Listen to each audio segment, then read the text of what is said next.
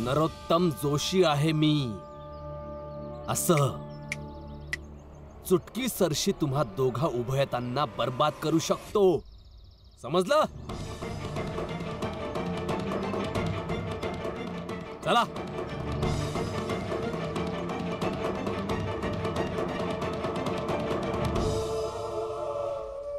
हे घ्या, तुमच्यासाठी थोडं खायला आणले. जेव्हा भूक लागन तेव्हा खाऊन घ्या. मला कामावर बी जायचंय. काम संपल्यानंतर खातो.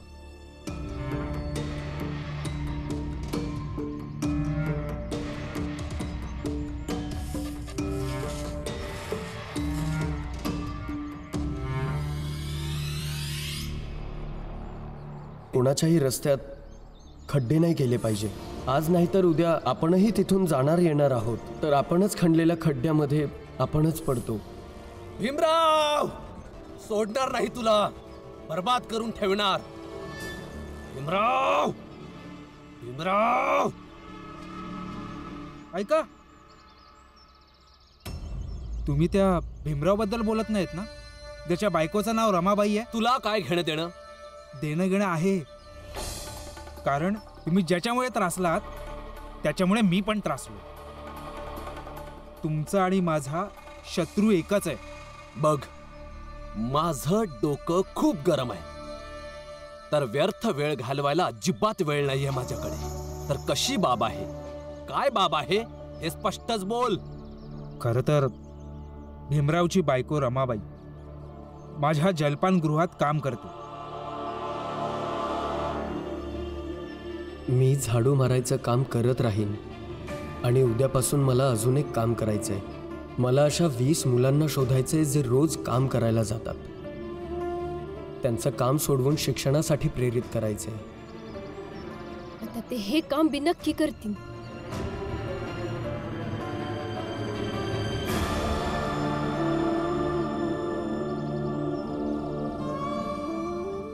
एकटीच काय बडबडतीयस रमा? जी काही नाही. मला सांग तर. अहो काही नाही काकी. अगं सांग की.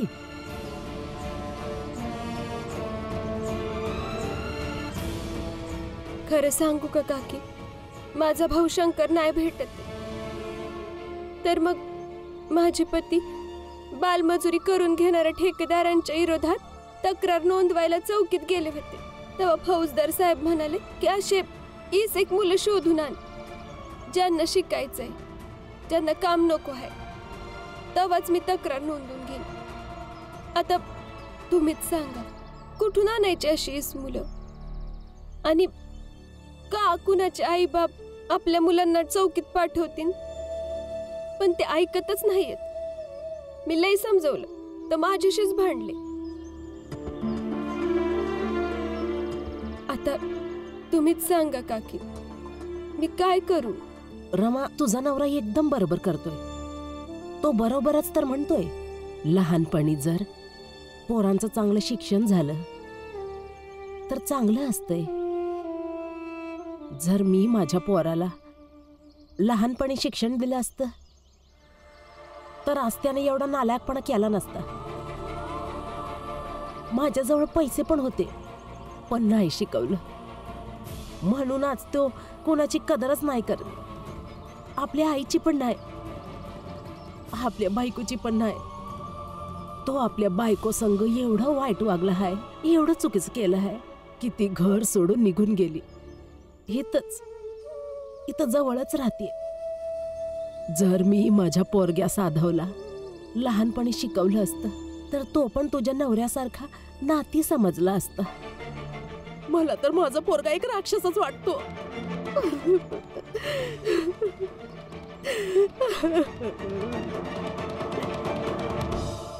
सांगा, माझ्या आईने भीमराव आणि रमाबाईच्या बोलण्यात येऊन मला जलपान गृहातून बाहेर काढलं. आणि मी आपल्या जलपान गृहाचं चांगलं जेवण सोडून ही भजी खातोय.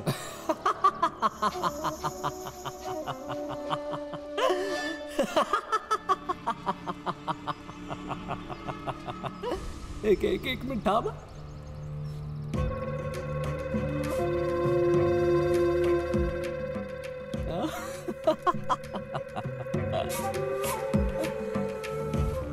हे घे, ओंजळी भर पाणी आणि बुडून मरून जा यामध्ये.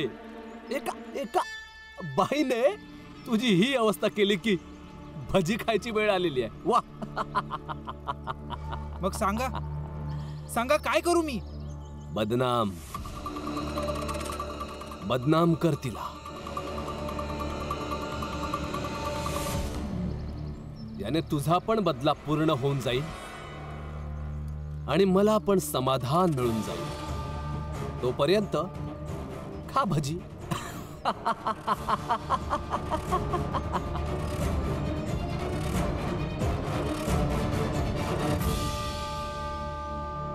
रमाबाई, तू मला माझ्या आई समोर बदनाम केलं होतंस ना, आता मी तुला पूर्ण जगात बदनाम करून टाकेन. बघच तू. भीम, फौजदाराने तुला फसवलंय. त्याला चांगलंच ठाऊक होतं की 20 मुलांना तयार करणं आणि त्याहीपेक्षा त्यांच्या आई वडिलांना तयार करणं हे असंभवच आहे. भीम, यामुळे माझं ऐकशील तर आताच तू या गोष्टीवर अडवून राहू नकोस की त्या फॅक्टरीच्या मालकांवर तू न्यायालयात दावा करशील. नाही गुरुजी, आता काहीही होऊ देत. मला करावं तर लागेलच, नाहीतर खूप सारे शंकर असेच हरवतील. भीम, जीवनामध्ये आवश्यक नाहीये की जे सिद्धांतिक तत्वांवर उचित आहे ते भौतिकरित्या सुद्धा तसंच असेल. सिद्धांतिक रूपात तर मुलांच्या मृत्यूचं उत्तरदायित्व कोणाला तरी स्वीकार करावंच लागेल, परंतु व्यवहारात त्या उत्तरदायित्व लोकांपर्यंत पोहोचणं एवढं सरळ नाहीये भीम. गुरुजी, माझी आई कधी कधी हसत हसत म्हणायची, जगात त्याच लोकांना लक्षात ठेवलं जातं जे लोक ती अवघड कामं करून दाखवतात ज्यांना करण्याबद्दल विचार करणंही अशक्य असतं.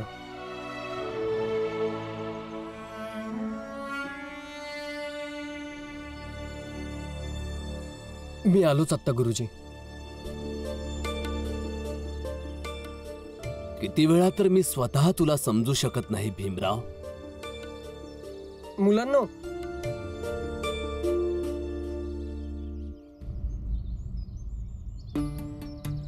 कुठे निघालायत तुम्ही दोघे? कामावर. तुम्ही कामावर नका जाऊ, अभ्यास करा. अभ्यास करून काय होईल? मोठा माणूस व्हाल. मोठं झाल्याने काय होईल भाऊ? बघा, आत्ता तुम्ही काम करायला कुठे जात आहात? फॅक्टरीमध्ये. मोठा माणूस व्हाल याचा अर्थ असा की फॅक्टरीच्या मालकासारखे बनाल. अशा प्रकारे मजुरी कराल तर जीवनभर मजूरच बनून राहाल. असं कुठे होतं भाऊ? असंच असतं बेटा.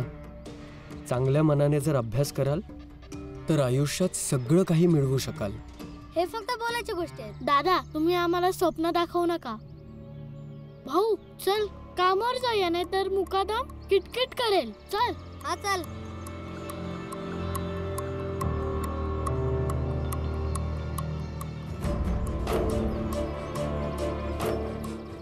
भीम, हे जे तू करायला चाललायस ते असंभव आहे. माझं मत आहे तू पुन्हा त्या गोष्टीचा विचार करायला हवा. सुरुवातीला अशी कामं अशक्यच वाटतात, पण मी हे करणार. आई, शेजारी जत्रा भरली, चाळीतले सगळे चाललेत. चला ना, आपण पण जाऊया. आई, तो मोठावाला पाळ ना, मला पण लय आवडतो. आई, तो जेव्हा तो वरनं खाली येतो ना तेव्हा असं वाटतं जसं हवेत तरंगतोय. चला ना, आपण बी जाऊया. ते समज बराबर आहे लक्ष्मी, पर पाळण्यासाठी तर पैसे लागतील ना. ते कुठे आहे आपल्याकडं? आई, तुम्ही पैशाची चिंता नका करू. 4 आणं आहेत माझ्याकडं आणि एवढ्यात होऊन जाईल. चला ना. बरं जाऊया. तसं बी लई दिवसांपासनं घरात सुतकच पसरलंय. जरा फिरून बघून आलो तर आपलं बी मन खुश होईल. आई हे सगळं नंतर करा. चला ना अगं, आधी. हे ठेवू तर दे ग. चला ना. या हो, येऊन हो, करा. आले. कुठं निघालाय दोघी? आपल्या नवऱ्याला पाण्याची चाय पाजून स्वतःचं मन खुश करायला निघालायत. आत्या, तुम्ही काही दिवसापासून आमच्या मागं का लागलाय? वाईट वाटतंय? नाही, वाईट नाही वाटत आहे. राग यायला लागला. या घरात राहून तुमची सून होऊन आणि माहित नाही कशा कशानं. मग विचार करा, तुम्ही दोघी एवढ्या वर्षांपासून रमा आणि भीमच्या मागं लागलाय. मग त्यासनी कसं वाटत असेल? पर त्या दोघांनी आजपर्यंत राग नाही दाखवला. आत्या, आम्हाला तुमच्याशी भांडण नाही करायचंय. तुम्ही बाजूला व्हा आणि आम्हाला जाऊ द्या. कुठं जायचंय? दे. हे जे 4 आणे आहे ना तुझ्याकडे, ते मला दे. आत्या, ते माझे पैसे आहेत आणि मी नाही देणार. तुझे पैसे? तू कवा कमवायला गेलीस? हे पैसे एकतर दादाचं असेल, नाही तर मग आनंदचं असेल. आणि ती दोघं तुमच्या दोघींच्या आधी माझी हाय. चल दे पैसे. हद्द पार करायला लागलाय तुम्ही ताई. बाजूला व्हा, जाऊ द्या आम्हाला. चल जाऊन तर दाखवा तुम्ही दोघी. दे पैसे. दे दे पैसे. लक्षात आहे ना की इसरलीस मुस्काट?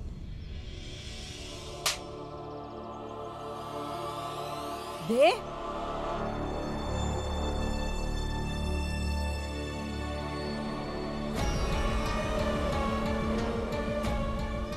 ताई, आता तुम्हाला बी बाजूला केलंच पाहिजे. हे बरं नाही केलं तुम्ही ताई.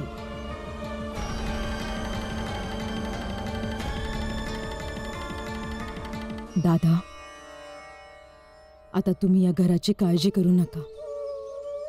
तुम्ही आनंद आणि भीम आपली आपली जबाबदारी पार पाडा. आजपासून या घराला मी सांभाळेन.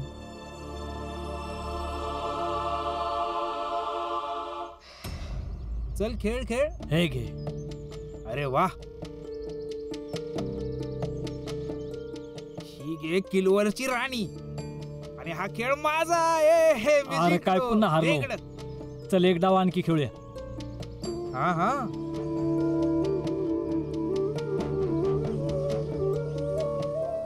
हा भाऊ, काय बघताय? काही विचारायचं होतं तुम्हाला. हा विचारा. मुलं आहेत तुमची? हो आहे.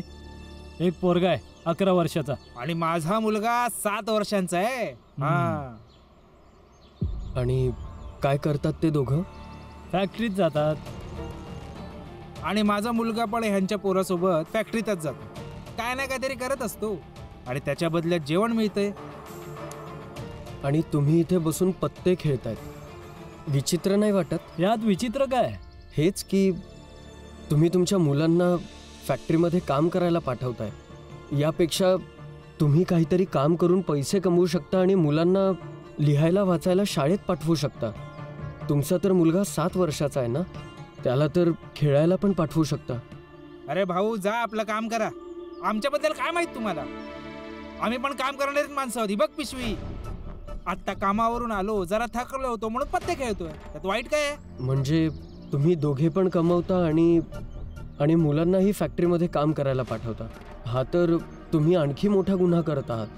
ह्यापेक्षा तर मुलांना शाळेत पाठवा चांगलं शिक्षण घ्यायला. अरे भाऊ, काय शाळा शाळा शाळा घेऊन बसलायस? अरे आमची मुलं किती पण शिकलीत ना तरी बॅरिस्टर नाही होणार. ते राहणार मजदूर ते मजदूरच. तेच बूट पॉलिश, तीच मजुरी, तेच पोती उचलणं. असं नाहीये. शिकून ते बॅरिस्टरही होऊ शकतात. तुम्ही आपल्या मुलांना फॅक्टरीमध्ये नाही पाठवलं पाहिजे. अरे बाबा, खोळा आहेस का तू? अरे फॅक्टरीत नाही पाठवणार तर कुठे पाठवणार? मी तुला अशा 50 लोकांची नावं सांगेन ज्यांची पोरं फॅक्टरीत जातात. खरंच तुम्ही मला अशा 50 लोकांची नावं सांगू शकता ज्यांची मुलं फॅक्टरीमध्ये काम करायला जातात? हा, तुम्ही जा आणि कागद लेखणी घेऊन या, आम्ही सांगतो. आत्ताच घेऊन येतो. बर, कुठून कुठून येतात रे बाबा. ते जरा द्या मला. दूर राहा माझ्यापासून. रमाबाई आहे मी, भीमराव आंबेडकरांची बायको.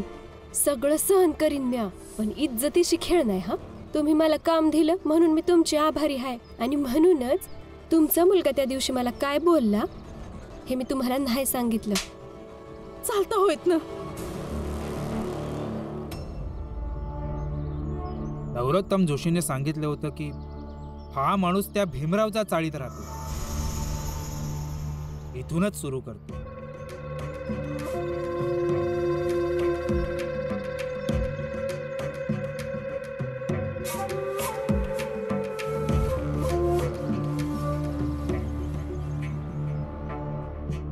भाऊ, तुम्ही भीमरावला ओळखता? हा, ओळखतो. का तुला पण ज्ञान पाहिजे का? नाही, मला हे जाणून घ्यायचं होतं की तो माणूस कसा आहे. माणूस कसा आहे म्हणजे काय? म्हणजे तुम्ही कोणाला सांगणार नसाल तर तुम्हाला एक गोष्ट सांगायची. कशाला सांगेन मी? सांग सांग. इकडे या. खरं तर भीमरावची बायको रमाबाई आहे ना, ती माझ्या जलपान गृहामध्ये काम करते आणि तिला मी खूप आवडतो आणि मलाही ती खूप आवडते. अरे काय फालतू गोष्ट बोलतेस? अरे रमाबाई भीमाशिवाय कुणा दुसऱ्या संघ नीट बोलत बी नाही. पण ती माझ्याकडे काम करते. मी तिला पैशांची वगैरे मदत करत असतो. मग उपकार नावाची पण गोष्ट असते ना. सांगा ना, तिचा नवरा कसा आहे? एकदम भित्रा माणूस आहे. आता जे तुझ्या लक्षात आले ते कर. बस हीच माहिती हवी होती. ही गोष्ट तुम्ही कोणाला सांगू नका. नाही नाही, मी कशाला सांगू कुणाला? ठीक.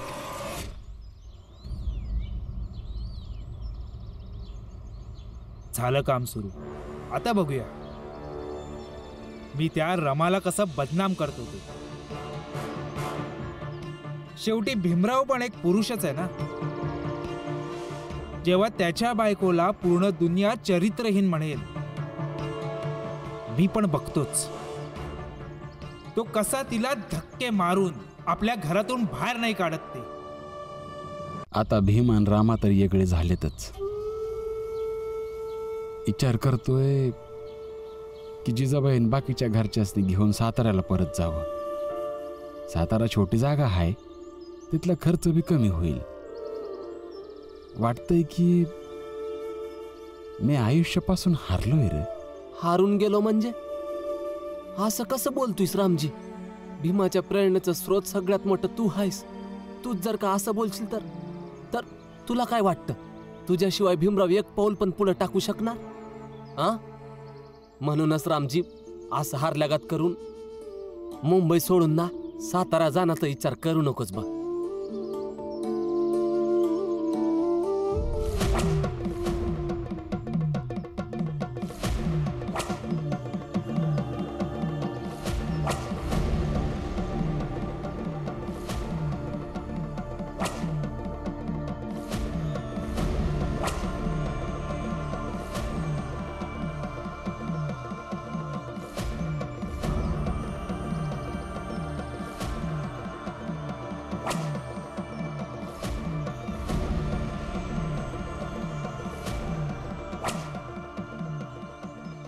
रामजी, पोटाची आग पण माणसाकडून काय काय करून घेते, हो ना? बघ, सवताच्या हातानं सवतालाच त्रास देतोय. पण पैसे तर कमवतोय ना ग.